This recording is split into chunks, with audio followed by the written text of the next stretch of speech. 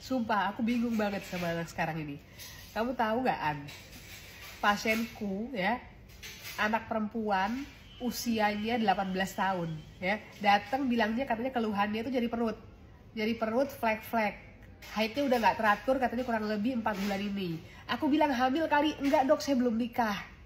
Udah pernah berhubungan intim, katanya belum pernah sama sekali. Aku udah curiga dari muka-muka ini biasanya anak-anak ini hamil ya. Terus aku USG dong, pertama di USG nggak mau. Aku tanya udah tes pack belum, ya udah aku USG hamil 5 bulan. Aku tanya jujur, kamu udah pernah punya hubungan sama pacarmu atau sama orang lain? Nggak pernah, ternyata dia pacaran. Udah berapa tahun pacarannya? Ini yang lebih parah lagi, pacaran udah 8 tahun. Jadi dari SD katanya dia pacaran. Astagfirullahalazim. Gimana nggak langsung nyebut, coba istighfar berkali-kali kalau kayak gitu. Jadi anak sekarang ini pacaran udah 8 tahun, nggak nikah-nikah, tahu-tahu hamil udah 5 bulan. Ini fenomena yang terjadi nih. Makanya penting banget pendidikan seks dari orang tua sejak dini ya. Sepenting itu. Karena sekarang nih anak SD udah pacaran-pacaran ya, dan mungkin juga aktivitas seksualnya juga sudah tidak baik sejak awal. Nggak cuma sampai di situ, dicek pemeriksaan dalam katanya flek-flek kan, ternyata ada kondiloma di vaginanya, jengger ayam itu yang biasanya kita bahas ya. Kalau bingung cari di Google kondiloma acuminata. Jadi pacaran dari SD, nggak ngaku, ternyata aktivitas hubungan suami istri sudah dilakukan dan belum menikah. Tahu-tahu udah hamil 5 bulan, dan yang lebih parah lagi minta digugurin. Nangis-nangis katanya belum siap bilang sama orang tuanya. Belum disetujui sama orang tuanya sama pacar ini. Nah, itu yang namanya abortus provocatus. Kalau sampai digugurkan, baik tenaga medis yang menggugurkan maupun pasiennya itu ada hukum pidananya ya. Abortus provocatus adalah tindakan menggugurkan kandungan yang tidak sesuai dengan indikasi medis.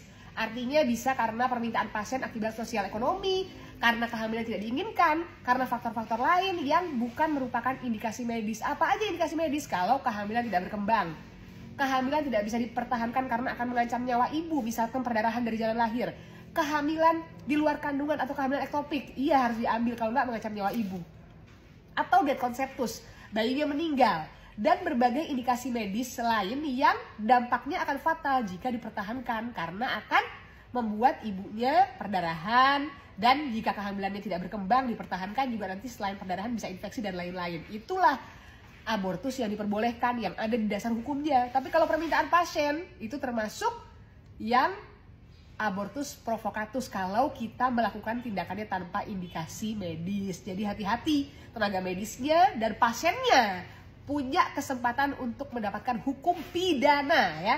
Kalau sudah hamil mau diapain? Terima kenyataan, bertaubat, memperbaiki diri, bilang sama orang tua, ngaku apa adanya, ini kesalahan saya akan menjaga anak ini udah 5 bulan, tinggal 4 bulan lagi insya Allah akan lahir.